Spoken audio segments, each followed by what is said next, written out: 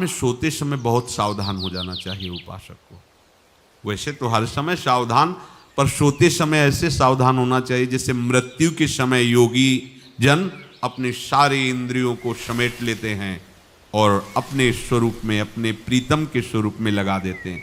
तुम रोज शयन के समय ऐसा अनुभव करो, मैं नींद में जा रहा हूं या मृत्यु में जा रहा हूं, इसमें कोई फर्क नहीं पड़ता।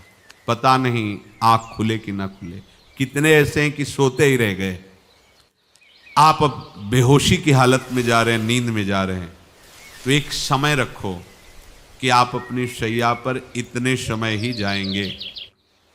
एक नियत समय रखो। हमने देखा है साधकों का एक समय होता है कि 10 बजे हमें लेट जाना है, सोना नहीं, लेट जाना है और लेटे हुए भगवत चिंतन करना। अब जब सो गए तो सो गए, नहीं सो गए तो उसमें हमें टेंशन नहीं लेना कि अभी नींद नहीं आई, 10:30 बज गए, 11 बज गए, ये नहीं। आंख मूंदी, मंत्राकार वृत्ति, तो बिना नींद की गोली के सो जाओगे। यह है ऐसा। भजन में मन लगाओ, सो जाओगे। जिनको नींद ना आती हो उनके लिए सही दवा है, आप नींद का चिंतन न करके प्रभु का चिंतन करने लगो। देख लेना आप कब सो गए पता नहीं चले। और अगर सौभाग्य से नींद ना आई तो नींद में जो इंद्रियों को पुष्टता मिलती है वो होता है संसार का विस्मरण। नींद में खास बात क्या होती है कि संसार का चिंतन छूट जाता है, फिर वो मस्त हो जाता है।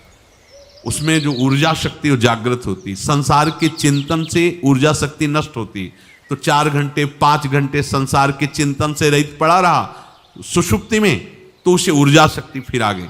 और अगर 4-5 घंटे आप प्रभु के चिंतन में रहे तो संसार का चिंतन छूटा, आनंद सिंधु का चिंतन हुआ। तो ये नहीं होगा कि आज रात्रि सोया नहीं तो बहुत टेंशन है, परेशानी, ऐसा नहीं होगा। भीष्म जी आज्ञा करते हैं रात्रौ च कृष्णम। ये बहुत सावधानी की बात, प्रायः इस सावधानी में नहीं रहा जाता। बचपन से सदगुरुदेव भगवान ने यही शिक्षा दी थी, गुरु कृपा से ऐसे उपदेश मिले थे।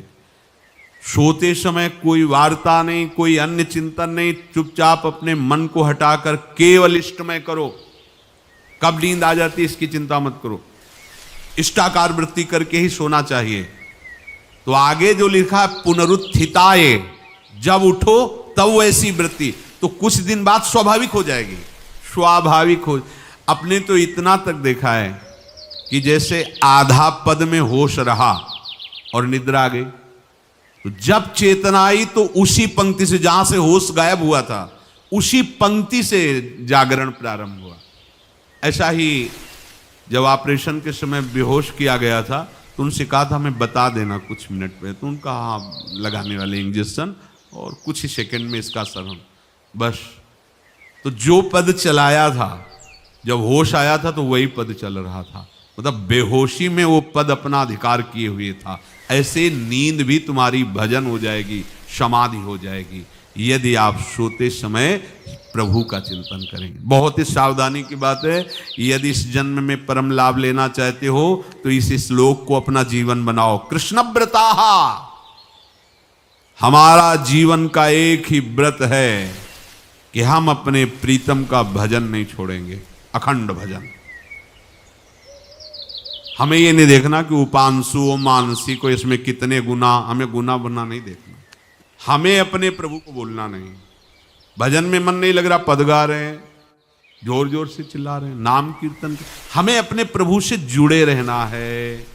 कृष्ण व्रताः, कृष्ण मनुस्मरन्तो, हमारा निरंतर स्मरण चले, बस ये प्रयास रखना है। जब निरंतर स्मरण की बात कह दी तो फिर आगे कुछ कहना नहीं चाहिए, पर खास बात इसीलिए कहा जाता है कि आप समझ जाओ। रात्रौ च, जब कोई भी ब्रह्मचारी, कोई भी उपासक, कोई भी बैरागी त्यागी महात्मा सोते समय असावधान हो गया तो उसकी रात्रि बहुत गलत जाएगी।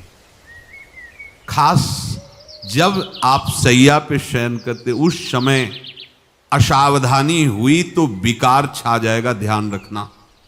आपका चिंतन गलत हो जाएगा, आपकी चेष्टा गलत हो जाएगी, जागृत में ना सही तो स्वप्न में। आप सावधान उस समय जरूर रहिए। और उतना ही विश्राम कीजिए जितना आवश्यक हो। व्यर्थ में करवटें मत बदलिए, ये उपासक का स्वरूप नहीं होता। रोगी है तो बात अलग है, बड़े असाध्य रोगों से, नहीं तो ऐसी दिनचर्या नहीं होनी चाहिए। कै बजे? 3:30, अभी आधा घंटा तो है, फिर कमर ओढ़ लिए, ये साधक का नहीं होता। उचित समय, जो मान लो 4 घंटा विश्राम का, तो अब ये नींद का विषय आओ या ना हो, हम तुम्हारे लिए पुष्प बिछा के नहीं बैठेंगे कि आ जाओ आ जाओ आ जाओ। नहीं आई तो अब ये नहीं गया, अब इतने समय नहीं आई थी, अब 4 बजे उठने के समय कैसे हो? नहीं, ये उसमें विचार नहीं किए, पहले फेंको और सैया से नीचे उतरो, भूमि को प्रणाम करो, आगे बात नहीं। वो फिर आपको ऐसा होता है 10 मिनट में तो कोई बात नहीं, 10 वो पार कर देगा, घंटा दो। रात्रौ च कृष्णम पुनरुत्थिताय, ये नियम लीजिए। सोते समय आप बिल्कुल मृत्यु दशा की स्थिति लाइए, जैसे मरने वाला नहीं होता, सब जगह से मन हटाकर, और सच्ची है, पता नहीं आंख खुले कि ना खुले, ये बड़ा धोखे का जीवन है। ये ऐसे हजारों लोग सोए और सोते ही रह गए। हमको धोखे में नहीं रहना, सुबह जग जाएंगे तो फिर भजन करेंगे, लेकिन हम बिल्कुल तैयारी में। तो जब ये था कि किडनी कभी भी फेल हो सकती, तो हमें ज्ञान तो था नहीं ऐसा उस समय, तो हम रात्रि में जब शयन का सो, तो कपड़े कौन थे, कोई पैंट शर्ट थोड़ी था, सब हटा चला, ऐसे रज लगाई, राधा वल्लभ जी को ऐसे बांधा, चरणामृत लिया, पूरी तैयारी में, क्योंकि पास कोई था नहीं। तो ये होता था कब मर जाए, कैसे बताएं कितना सुख, एकदम युगल चरणारविंद में तदाकार होते वो। इसीलिए कहते हैं कि प्रतिकूलता और अव्यवस्था और दुख, ये भगवत प्राप्ति का प्रधान साधन है। अव्यवस्था, प्रतिकूलता और दुख, ये अभ्यास उसी से। तो जब शाम के शयन करते तो पहले वृंदावन को प्रणाम करके, और ऐसे भावना में प्रिया प्रिया कहते कि जैसे भी आपके हैं, अगर शरीर छूट जाता है रात्रि में तो आप धोखा ना करना, आप बुला लेना अपने। और कैसे बताओ उस समय कैसे भाव होते थे, कोई पास नहीं, कोई सुविधा नहीं, 1 रुपया नहीं, तो एकदम दैन्यता, एकदम कितना सुख मिलता, वो एकदम केवल भगवद आश्रित। तो रात्रौ च कृष्णम पुनरुत्थिताय, ये बहुत पकड़ने वाली बात है। रात्रि के समय कोई और चिंतन न बनने पावे। देखो आप, और उस समय खास करके विषय चिंतन बनता है, ध्यान रखना। दिन भर लड़ते रहोगे इंद्रियों से, और जब आप शयन के समय जाओगे तब वो अवसर ढूंढेंगी और आपको विषयों में फंसाने की चेष्टा करेंगे। कोई क्रिया या पूर्व में कोई क्रिया या कोई दृश्य या कोई बात, अगर कहीं मोबाइल से मित्रता है और बगल में रखा है तो भूल जाओ, रात्रौ च कृष्णम पुनरुत्थिताच।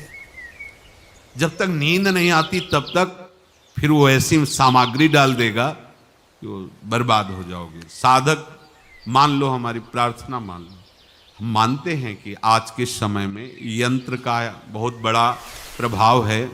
अब यंत्र का प्रभाव देख लीजिए, यही छाती पे मोबाइल होगा, यही धड़कन के साथ वो घंटी बजे और कुछ नहीं। ऐसा भगवान का खेल रचा है। और इसमें सबसे खतरनाक बात है कि आप जो चाहो देख सकते हो, जहां चाहो, जैसे विश्व की पूरी बात, पूरा विश्वात्मा है, ये विश्वात्मा स्वरूप है, सर्च करो देख। अब अगर साधक सावधान नहीं है तो समाज में तो ऐसे कट गया। अब एकांत में जब शयन के समय गया, उस समय मन आपको फंसाने की चेष्टा। प्रार्थना है, अगर आपके पास मोबाइल हो तो एक उसका समय रखो। अगर आपको ऐसा लगता है कि कोई परिस्थिति आ जाए, हम स्विच ऑफ किए हैं, तो एक और मोड़ कहते हैं, कोई फ्लाइट मोड़ दो, क्या मोड़ में लगा दो, सीधे मत रखो, मोड़ में लगा दूर रख दो। आप अपने चित्त को प्रभु में जोड़िए। रात्रि के समय मोबाइल का प्रयोग मत कीजिए। मान लीजिए रात्रौ च कृष्णम पुनरुत्थिताय, सुबह उठते ही आपको कुछ चिंतन नहीं करना। सबसे पहले उठते ही, यदि आपके अभ्यास में आ गया तो ऐसा ही होगा, नहीं तो आपको पहले सदगुरुदेव भगवान का प्रणाम नमस्कार,